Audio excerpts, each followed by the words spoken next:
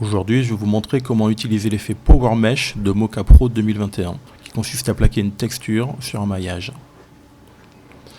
Bon, tout d'abord, on va commencer dans HitFilm, où on a notre vidéo normale. On va lui appliquer l'effet Mocha Pro. Attention, pas l'effet Mocha HitFilm, mais l'effet Mocha Pro, qui est donc un plugin OFX de Mocha Pro 2021. On lance l'interface de Mocha. Dans Mocha, on va définir une spline sur la zone que l'on souhaite traquer, sur laquelle on va vouloir faire un maillage. Donc je définis mes petits points. Voilà. Ensuite, je clique bien sur Mesh pour demander à Mocha de générer un mesh automatique. Donc par défaut, il est automatique, il a 32 points.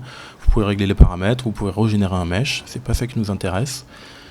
Et ensuite, on va tout bêtement lancer le tracking.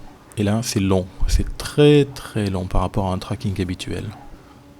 Une fois notre tracking terminé, on vérifie que ça ressemble à peu près à quelque chose. On voit bien que le mesh se déforme avec les mouvements de la vidéo. Le résultat est plutôt pas mal, franchement. J'ai changé aucun paramètre par défaut, tout est par défaut.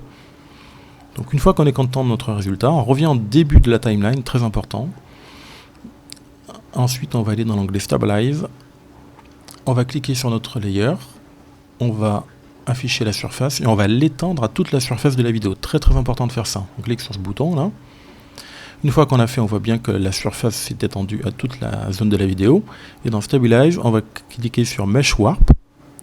Et on va choisir comme qualité High. Et c'est fini pour Mocha.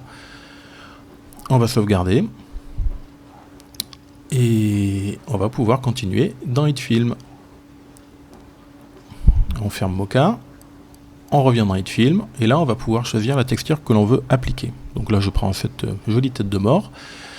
Je la positionne comme je veux, je modifie un petit peu son opacité pour avoir l'impression qu'elle est bien intégrée au t-shirt. Je la redimensionne, voilà, je la déplace un petit peu. Et ensuite, on va créer un composite shot à partir de cette image. On va bien penser, en créant notre composite shot, à embarquer les dimensions de la timeline et à embarquer les effets que l'on a appliqués sur notre image. On crée le composite shot, voilà. On sort, en fait, on veut juste que ce soit un objet composite shot. Et maintenant, le truc, c'est de prendre l'effet Mocha Pro sur lequel on a fait le tracking de la vidéo, le copier et le coller sur la zone que l'on veut plaquer. Donc là, sur notre tatouage, enfin notre image de tatou. Une fois qu'on a collé, dans la zone que l'on veut maintenant déformer, on va dans le plugin Mocha, on va dans Render, on va choisir Stabilize Warp.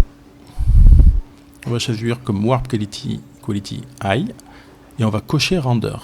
Et là maintenant, l'image va être déformée tout le long de notre séquence. Et on peut exporter. Tout simplement. Voilà, c'est fini. Un autre exemple réalisé avec un tatouage collé sur mon bras, les mêmes étapes. Tout est très facile. Mocha Pro fait le boulot.